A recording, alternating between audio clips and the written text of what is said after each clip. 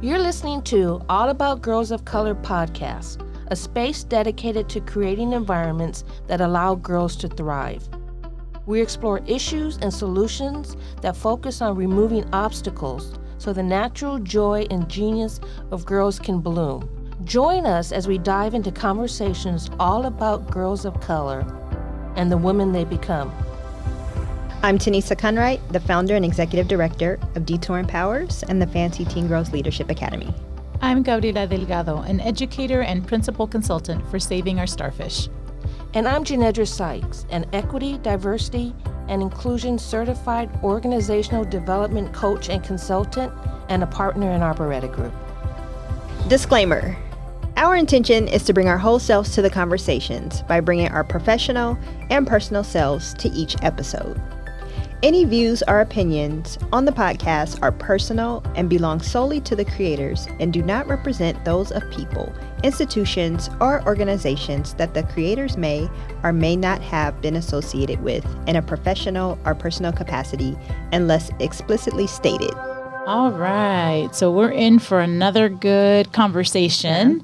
I had the privilege of connecting briefly with Dr. Ranita Ray, who when I saw your TED Talk and read some of your articles, my initial thought was, where have you been all my life? You're saying all these things that I'm interested in and that I totally agree with and that I think people should know more about. And so before we dive in, can you share just a little bit about who you are, where are you from, what do you do? And then we'll just pick your brain and have you share all of the amazing knowledge you have. Yeah, thank you all. And I feel the same way. Where have you all been all my life? It's so amazing to be in community, to meet everyone, I know via Zoom and all that, but hopefully in person in the future. So my name is Ranita. I grew up in India. I identify as a third world queer woman. I live in New Mexico at the moment in Albuquerque with my partner and our 2 children. I work at the University of New Mexico. I am a faculty in sociology, and I'm particularly interested in racialized oppression, white supremacy, how that impacts Black and brown girls, brown immigrant girls. And I'm interested specifically in how this happens inside schools and institutions that we think are working for us, that we think are the cornerstones and pillars of our racial democracy, right? I'm interested in learning, and it brings me joy to do this work, but it's also very unsettling and sometimes sort of traumatizing to learn about these specific ways that schools violate our children, our marginalized children. And I come to this work from an embodied perspective in the sense that I experienced some of this violence myself. I grew up in a government subsidized English Catholic boarding school in India, a school that was established for the children of colonizers.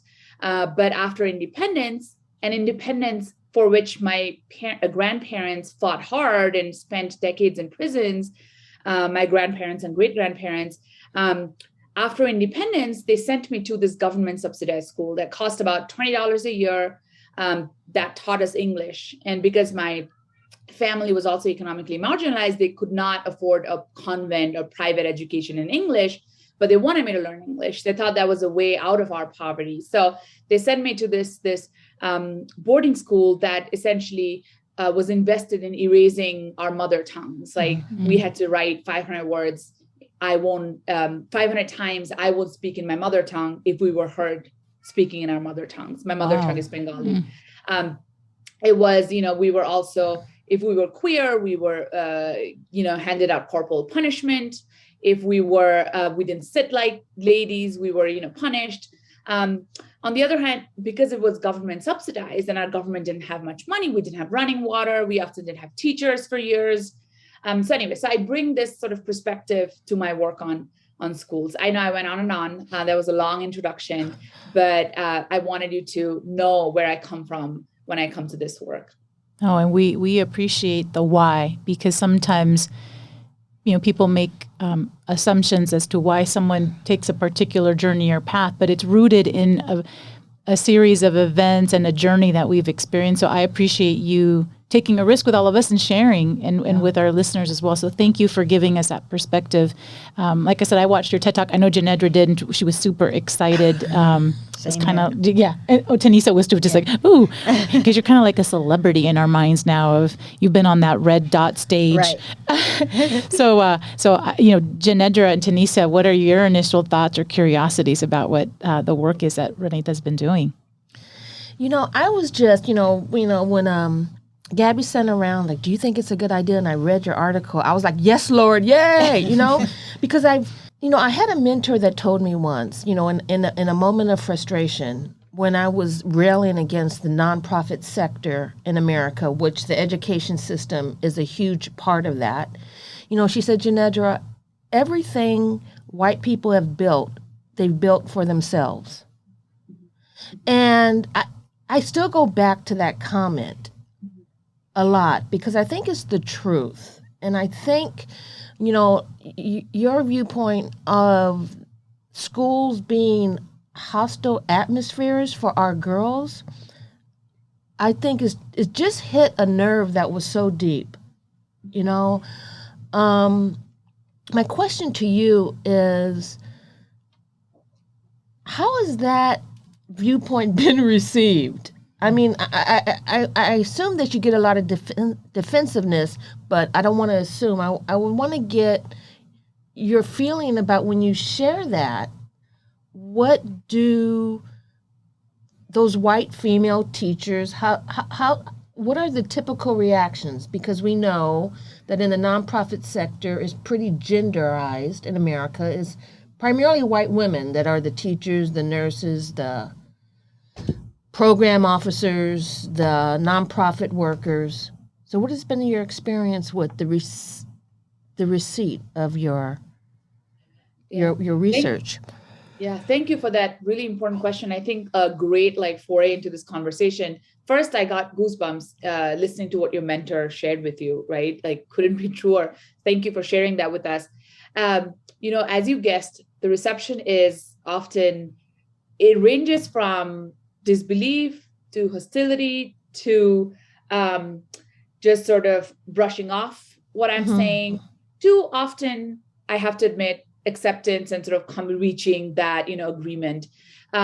I'll present my work in academic venues or talk to colleagues or talk to friends, right? When they're racialized as white, often it's defensive, right? Oh, it's not all white teachers. It's not all white people. It's not all white, admins and this and that, or arguments like, oh, this is just the school you studied, oh, this is just, while in my research, yes, I show through data from the schools I studied, but I also rely on historic data. I also rely on data from across the nation, right? And I also rely on international data that shows us that schools have always functioned in service of white colonizers, of white folks invested in, structuring schools to essentially function as an arm of the state. Right. There are books that are written about it, right? An education scholar, Damien Sojourner, has written historically about how schools in LA have oppressed Black communities and Black children, right? Savannah Shange has written about how even progressive schools function, right, through Black oppression. And so this is not something surprising, but people are so resistant. I've also had people, though, who've reading through my work have sort of conceded. They've said, okay, I'm convinced. I see how I play a part in this, and what can I do better? So I've received that type of reception too. But the funny thing is, I tell folks who challenge this work, like white folks who are resistant to this, that whenever I share this work with Black, brown, immigrant, queer students, it's often in recognition. It's that, yes, I faced this, my children have, my family has, right? After I wrote a piece for Slate, I received emails and from folks who were writing but yes, I faced this, and thanks for pointing this out, but it's a hard conversation to have, right? Because it can also be turned to an anti-union conversation. While I'm extremely pro-union, and I think teacher unions can fight for more Black teachers, brown teachers, queer teachers inside the classroom. So yeah, the reception, I go in whenever I'm presenting to a particular audience, I go in defensive myself because I know exactly what questions I'll get, right? Yeah. And when I'm presenting to marginalized people, I know exactly the type of support I'll get. So yeah, thank you for starting. So when you share that with the students themselves, Mhm. do they have like aha moments, or are they unaware Oh of no, their they're situation? Okay. yeah, no, I think like students are absolutely aware, right? Even if you look at like the national landscape, there are students who are walking out of their classroom to protest Yeah. teacher Yeah. racism. Back when I used to live in like the East Coast, students were writing, protesting about teacher racism inside the classroom events. So this is like consistent. We choose to ignore it and not have that conversation, but students have been protesting teacher racism, sexism, queer phobia, fat phobia, anti-fatness, like across the nation and over decades, right? Like Black students and immigrant students have participated in walkouts, have written about this, right? So I think like they're very aware, and I'm preparing a book on this topic now, and I hope to be able to center students' critiques and their voices, and I saw this like everyday resistance in the classroom too, right? From little children who are able to resist only in particular ways, right? Whether it's rolling their eyes, when a teacher violates them, racially harasses them, whether it's rolling their eyes or like resisting in some other way that is within their capacity, or it's like a little bit older students who are able to like take action, talk about it, even walk out and organize. Yeah. If you need some girls, we got some girls in San Diego. Love it. Thank you. I love it. Yeah, we do. And so I was listening to your TED Talk, and the story that you told about the young lady who was so ready to go to college, and she put on her best, and her best was not received when she got to class, and they looked at her as though she didn't belong there. And she felt out of place. She felt like she didn't belong. That really resonated with me because we just did interviews for our Leadership Academy, and we have a question or space on our sheet for the interviewer to rate how the girl is dressed, right? And so as I'm observing, I'm like, okay, it doesn't matter what the girls have on because that may be their best, and who are we to judge what their best is? And so I had the older girls interviewing the younger girls, right? And so that was a lesson for them that we ended up talking about afterwards. Like, hey, I know that the question is on there, or the space is on there for you to note how they're dressed. However, you never know what people are going through. That may be their best and all of those things. And so so the young lady said, well, why is the question on there? And she was like, if we're supposed to be paying attention, why is it on there? And then I had to check myself and say, you know what? It shouldn't be on there. Let's go ahead and take that off, right? So I find myself kind of always toggling in between, what the standard is and how you're supposed to show up, according to what has been taught to us, versus like, hey, we just appreciate you for being here and being in this space. And if that means, that what you have on is what you have on because that's your best, that's fine with us, because we want girls to know that they belong here. Yeah. Because I think that happens in a lot of different environments where they get in the environment and they just feel like they don't belong. And so that was my, what can I do? That had actually just happened on Monday. So yeah, thank you for that. Yeah.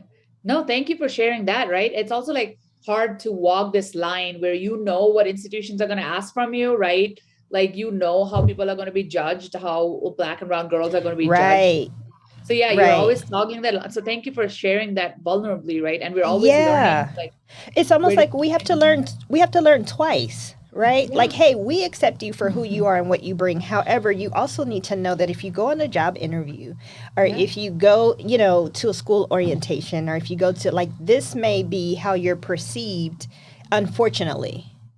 Yeah. And I'm wondering if, it's a duality that we need to acknowledge and teach. Like, for example, in my family, when we were out in certain circles, My mother used to call it the King's English. We're going to some place. The code switching. Yeah, the code switching, Yes. where you need to speak the King's English. So we'd be like, oh, okay, right? But at home, we could have the slang and we could have all of that. But it was really the making the code switching Right. conscious. Right. Right? Like, you know what? We know it doesn't matter that outfit here. But when you go to your internship, Yeah. we know it's bullshit, but this is what they expect. Right. Right? To give them that. You have to teach them how to navigate in more than one world. And no more than one role, and the knowledge that it's a game on some level. It is. That you can't soak that in. You can't take it in. You have to. Yes. But that's complicated. Yeah. And I think, like, for me, I 100% agree with everything you all said and see that, right? And for me, like, the fight is, I think, twofold or two-layered, right? One is we need to fight for survival, existence, joy, right? Like, however we can navigate these, as you said, like primarily white serving colonial institutions and find joy and survival and thriving, right?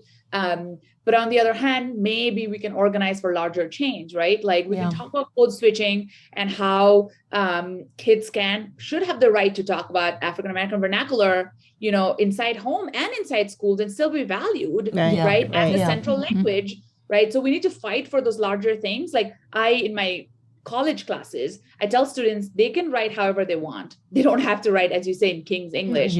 When they express what they know about theory, right? They can write in Spanglish, they can write in African-American vernacular, they can write however they like. I don't care about sentence structures, because I know that proper English is itself a colonial and violent, like, way to, you know, express your ideas.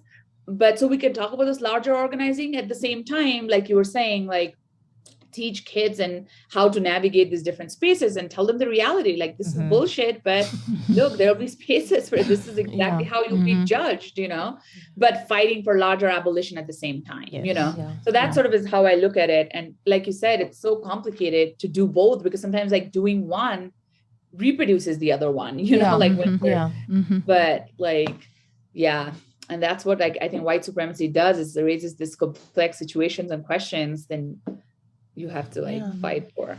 And then one of the things that really struck me about your TED Talk was, and most of my career has been in the nonprofit sector, and I do DEI work through a public health lens. That being said, is the negative factors that everybody's defined by, you know, don't get pregnant as a teenager, don't do drugs, all of these don'ts. And I really liked your thought about that's not the issue. The issue is, like, the larger environment, is the structural support. It's just not getting pregnant at 15. There's so many other factors in that. And then about how much of our public health programs and nonprofit programs are focused on individual choice only. Right? If we just teach these kids to make better personal decisions, none of this will happen. And how out of balance that is. Because, of course, there's a level of self-responsibility involved, but there's choices. But there's also available choices. And also, like, you know, the question is, what price do, like, Black young people, brown young people, what price do they pay for, like, a small mistake, right? Like, drug use is even across racial groups. Like, white people use as much drugs as Black and brown young people do, right? Like, you know, but who gets punished? Like, who is sent to prison? Who is incarcerated? What communities get devastated, you know? When you think about a quote unquote drug addict, who do you think of? Like, when you see opiate epidemic, it becomes a health issue because it, you know, we conceive it as impacting, like, white communities. But what happened when we were thinking about, you know, crack cocaine and, like, you know, we were thinking of having a different lens. So even the white and Black and brown kids are doing drugs at the same rate. Who are we focusing on, right? Police brutality and violence is a much bigger issue than youth violence. So why are we so obsessed with youth violence? Same about, like, teen parenthood and pregnancy, right? Like, there's a historical strategy in the US of controlling Black and brown women's bodies, right? Whether it's, like, reminded of Dorothy Roberts' book, right? Killing the Black Body, or I'm reminded of these like programs that sterilize Puerto Rican women, Mexican immigrants, Asian immigrants, disabled women, right? So we're talking in this particular historical lens when we talk about controlling Black and brown women and preventing women's bodies and preventing pregnancy. Right. Look, women can never, femme people, right? People can never find the right time to get pregnant. If someone's not pregnant by 40, you're like, oh, you're too old. Here is, if you're pregnant at 16. So it's like, so we need to pay attention to these historical processes through which we've controlled femme people's bodies and said, there's no right thing for you to do, right?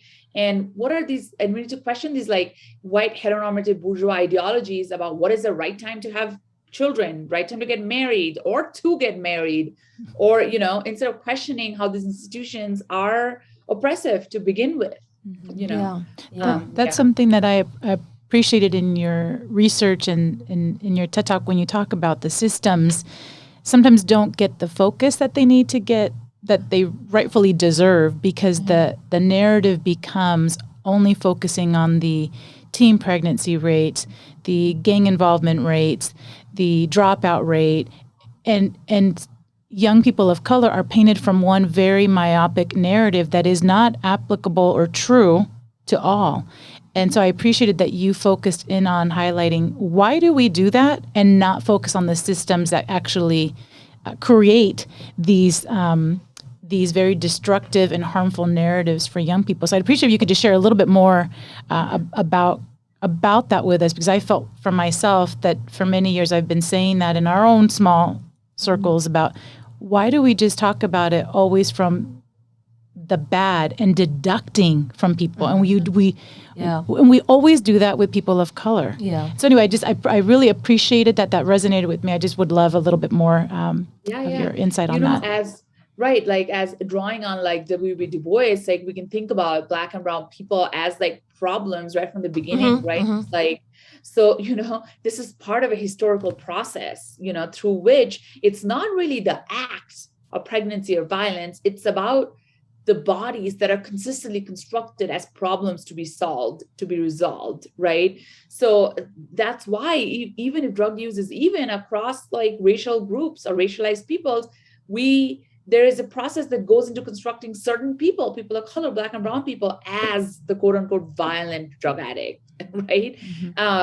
So that's why like when we think of violent people, we have particular narratives, right? We think of like the terrorist looks a certain way, the drug addict, the violent person looks a certain way. You're not used to thinking of, that's why when we think about state violence and police brutality, people have such a rough time, right? Oh, because police are altruistic. Or when we think about teacher violence, right?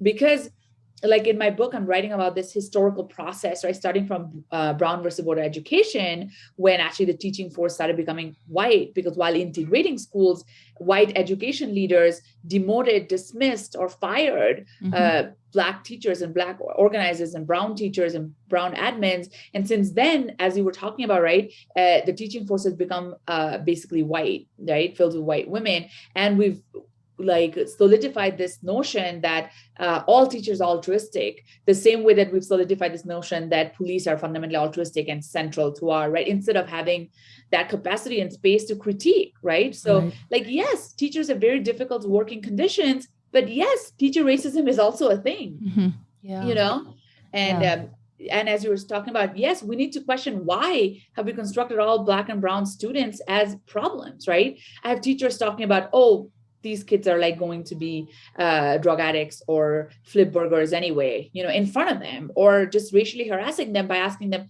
hey, do your parents speak English at home? If not, well, no wonder you perform like shit here. Or making exclusively anti-Black, anti-immigrant comments, like making fun of, how people talk, making fun of like all of these different things. So we need to have a conversation about that. Like the social media and news media is full of those events. We have news articles about white teacher walking on Black students' backs while teaching about slavery, or like teachers dressing as quote unquote the wall. Like these, they're like every week, we don't have any concrete conversations. Sorry. And then on the flip side of it, when you speak about social media, I think this happened several years ago. We probably could still find it on Twitter. I spent a whole day lost, and it was like hashtag criming while white. So it was a whole day of white people sharing what they did as teenagers and what they got away with, and how the state framed it as youthful mistakes. Mm-hmm. You know, I know your parents, I'm going to give you a one-off. I mean, and these stories were like amazing, like being caught robbing someone's house, you know, hitting a police officer. I mean, stuff that I knew communities of color would do time for. They were like youthful indiscretions. So, you know, so the part of like, who gets forgiveness in this society? Who gets the benefit of the doubt? Yeah, and who is the problem? You know, Yeah. Like in my previous book, based on which you watched the TED Talk, like in the community that I write about, where kids just for being Black or brown were constructed as violent. Like they were told, you need to go to anti-violence training. The neighboring town, there were like an incident where a group of white children vandalized and destroyed basically $1 million worth of property, like while drunk and things like that. And like the newspaper article was like, oh, youthful, whatever, you know, mistakes, blah, blah, blah. But when a Black kid or brown kid would do something, like their faces would be in the center of the local newspaper, right? Like as you talk about climbing up a white, you know, my partner who's white is writing a memoir, who's a cultural memoir of growing up like working class and sort of, you know, gaining mobility and becoming. And so everyone is so hell-bent on creating a narrative as like this homeless to Harvard type of story and saying, oh, you made it out, right? But her memoir is about what whiteness afforded to her and why she was able to take that path, you know, and that's exactly it, right? When you're already a problem, you can make any mistakes. Like you already are, you know, versus when you're afforded those opportunities, and that exactly is the value of whiteness, right? So when you grow up working class, what are the opportunities you're given, right? That kind of reminds me of, I heard a quote this morning from Senator Cory Booker that said, don't pat yourself on the back about making a home run when you started on third base. Ooh, I like that. Yeah. It's unfortunate, you know, and especially the network that families of influence have versus, you know, those who don't have that same network, being able to get kids out of small problems, you know, that may transition into large problems because they didn't have the ability or the resources to take care of it when they didn't have that person to say, oh, I pulled you over, but I'm going to let you go this time. Or, you know, just anything. Don't have anybody really watching their back. Right. Right. It's unfortunate. So have you seen any work from, I know locally here in San Diego, we have school districts that have tried to implement, you know, the DEI trainings and the departments and the, you know, the equity section and all of the It's become a trend. I don't know if this is happening in New Mexico, but we've seen so many positions and titles of, you know, equity advisor and anyway, I don't mean to interrupt, but I feel like I don't know if that's just in California. I feel like, oh, now they have full-blown departments that are focused on this work and is it moving the needle? I don't know. Yeah, that's my question. Have you seen any results from the recent activities in alignment with the DEI work in school districts? You know, I feel like I always have like bad news. Darn. I tried. So much for the uplift, right? No, but the thing is, I actually like wrote a paper for an academic journal, and hopefully I'll write something for public-facing avenues as well, where I talk about this like new and emerging, you know, I'm not the only one. Other scholars, particularly radical Black, brown, and white scholars have been writing about this like new race-conscious racism, which we talk about, right? That's a great way to put it. About the language, we're talking about DEI language, we're talking about language of implicit bias and, you know, race consciousness, anti-racism. But first, we know less about how it works out in the everyday life. Second, quantitative studies have actually shown that in organizations that have a lot of these DEI trainings, whether it's sexual harassment training, race consciousness training, anti-racism, sometimes make the environment worse for minorities, marginalized peoples, because one, people think that's not real. We just went through these like sexual racial harassment trainings. Second is people just, what I find in my research, like white admins, teachers, professionals were getting annoyed at the centering of Black and brown history. Like I had teachers tell me, why isn't there like a White History Month? Like I just put up posters for Indigenous History Month, Black History Month, Latinx History Month. Why isn't there this? Or like teachers would simply get annoyed at so much centering of Black and Brown children's histories, or sometimes use the cultural sensitivity training to do further harm. Like there was this one program that talked about like casting children as whole. So teachers would take into consideration the children's cultures, their home lives, right?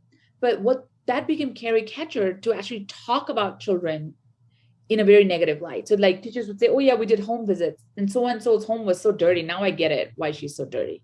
Yeah. That is not the purpose of the DEI program. Yeah. Or they would talk about, oh yeah, so-and-so doesn't speak English at home. That's why like she's so bad. Like, of course, the parents. So it's like those languages and programs, because listen, when we're not targeting structures of inequality, right?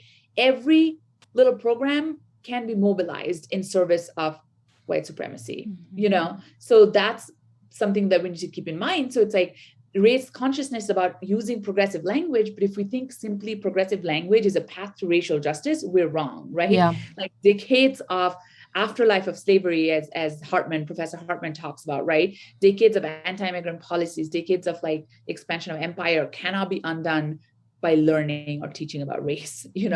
We need something beyond that. We need structural changes. We need more radical changes. So I think like DEI, and others are writing about this too. Others like Savannah Shange's book that I was talking about. She talks about this progressive utopia in California and San Francisco, and how these progressive schools are doing the same harm. Because they're based on the notions of like Black disposability, of anti-Blackness. So I found similar things, right? This race conscious ideologies that are taking over during DEI trainings and DEI inside schools, they still violate Black and Brown people and still can cause harassment. It still can be mobilized in service of white supremacy. And the other part that I wanted to say is, when you're talking about why do we portray Black and Brown students in this way, and giving to students social capital to navigate these things, even Black and Brown girls who were achieving academically and giving stellar performance, like were at the top of their classes, were still being harassed. Like a Black girl who was simultaneously portrayed as genius was scolded for raising her hand too much and told that, oh, Barbie needs wine with her cheese, So you can't, when you're portrayed as a problem, you cannot perform your way out of it, right? You're still, so it's like we need to target anti-Black, anti-immigrant violence and in a much deeper level that goes beyond meanings. And I think some idea that I've been thinking about, and I'm trying to, he's on my book list to read, was Fritz Fanon's work. I think the Decolonize, he wrote it in the 30s, and him and Du Bois, they both have said that white supremacy, whiteness, is narcissistic. At its heart is narcissistic. And the more I learn about what is a narcissist, that's the inability to see anyone as a whole person. Everyone is somebody to meet your needs, right? So when I wonder if that's a way that we can teach our girls how to navigate whiteness, that it's a narcissistic quality. It's always going to be about them, no matter what you do, right? And they basically see you as an accessory, and the game becomes one of finding the real ones and kind of managing that narcissistic element to it, because you're so right, you cannot perform your way out of it. The goalposts move all the time. Their needs move all the time. And I have this issue in the nonprofit sector with quote unquote capacity building. What, capacity for what? I mean, to me, it's almost synonymous with assimilation. You want me to learn how to meet your needs better, to behave in a way that fits your culture. That's capacity, right? Yeah. And I'm at the point right now, then I stop because I'm on my horse, is that, we all have a seat at the table, right? And my question is, whose table, whose house? Right. Right? I don't. If it's a white lady's house, Miss Ann, I want to visit, but I don't want to live there. You know, I want my own house Yeah. with my own table. And my own seats. You know what I mean? It's like, do I want a seat at that table? And then, people look at me like I'm ungrateful or whatever, but, Right. Yeah, I'm laughing to keep from crying, but exactly. Yeah, that's it. And all those language, like capacity building and this and that, and it's just, if you really scratch the surface, it's all the same thing as you were talking about. Ranita, what was the biggest lesson that you walked away with or gained by doing that work with the young women that you were researching and followed for several years? Yeah. Both in the TED Talk that you work, that research, and my current research inside like schools, one is I always find myself growing in solidarity with, the people, right? And learning about my own self, right? My own history and the connections with, right? And how to organize with other marginalized folks, right? That always is my biggest lesson, like the everyday lesson, the everyday organizing, the everyday freedom, the everyday joy, like how to find that and what to do with that. And also the empowerment with how to organize with others, right? Young people, children, youth, right? So that is like always my biggest lesson. I always grow in my own intellectual capacity and my own capacity as a person in finding my own joy and in working with solidarity. And second is, I think the more I sort of do this work and spend time and read and like connect and work, I realize that, without deeper change, we're just reinforcing things, but at the same time, it's not that dark in the sense that marginalized peoples like Black people and third world people have always lived through the system and like fought through the system, right? And it's like an everyday process, right? Like as scholars say, as abolitionists say, right? Abolition is like a way of living. And so like thinking about change in that way versus feeling like, oh, abolition is just some like out there goal. And how do you even think about it? Especially when it comes to school abolition, that's just stupid, but thinking about it is like an everyday practice and everyday, right? So like living in, pro-Black, pro-queer, pro-working class, brown, pro-immigrant, anti-border, anti-prison, it's like a way of living. It's not just like some random theory, for many people, it's a way of living. And so I've learned that way of living as an everyday practice. And I've learned how to find solidarity, joy, how to organize. So I guess, sorry, I can't point one big lesson. I've learned so many lessons and I continue to learn. And of course, like, I think the other thing I've learned is to look inward and find my own mistakes, my own investment in like oppressive systems, right? How am I doing that every day? How am I? And to really take that critique seriously and sit with it and think about how I can like move from this position, because we, no matter what bodies we reside in, we are capable of that, so like looking inward always and remaining vigilant. What does it mean for your own two children? As I say, like, I hope that my children will look at their own investment in the empire and anti-Blackness and like anti-queer, no matter what bodies they live in, like their own investment in that, Two is, after my research in schools, I honestly have to think deeply and be aware of what my children might go through inside schools, right? Of course, they have a lot of privilege. Like I am a faculty, that's a big privilege, right? Like no matter how I grew up, right, where I'm now, how my children are going to grow up, my children are not Black. And I think anti-Blackness is so insidious that they need to not only look at their privilege, but also look at their investment in anti-Blackness and how they can fight against that.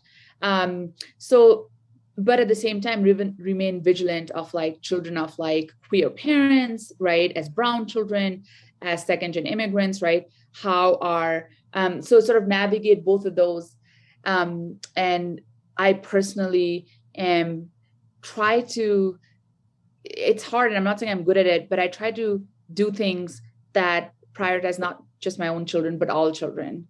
So, how do I not just, because that's frankly, that's hard. Like we think about our own children only, Yeah. you know, but how do I always make sure to not prioritize my own children, but to prioritize all children, like everyone's growth? Like, how can I show up for all children, not just my children? And that sort of, I hope to live like slowly but surely, to live that truth, you know, to show up for all children, not just my children. Like that's my goal and hope. That's cool. Awesome. That's cool. Well, we appreciate you joining us. We wish it could have been in person. You have an open invitation to join us in sunny San Diego, and we hope we can visit you in New Mexico. And I appreciate you taking the time. I appreciate your advocacy and your passion for the work, and just wish you much success in your research and inspiring people to pick up research and contribute to it. We are big advocates of supporting women in research because we know our voices are oftentimes not at that particular table. And so more power to you.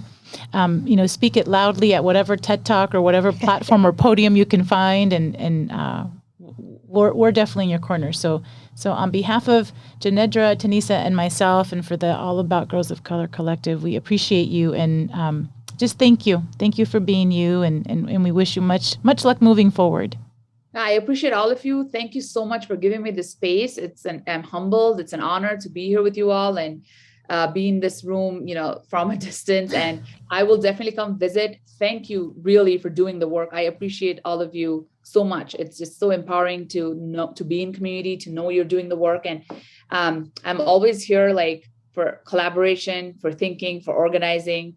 So thank you. Thank you so much. I'm so humbled. I really appreciate all of you.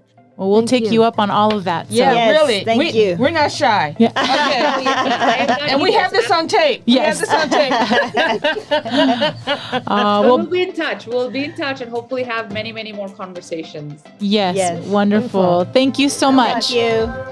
This podcast is made possible by the California Commission on the Status of Women and Girls. Additional sponsors include San Diego County Employees Charitable Organization. You can access all episodes and connect with us via email at allaboutgirlsofcolor.com.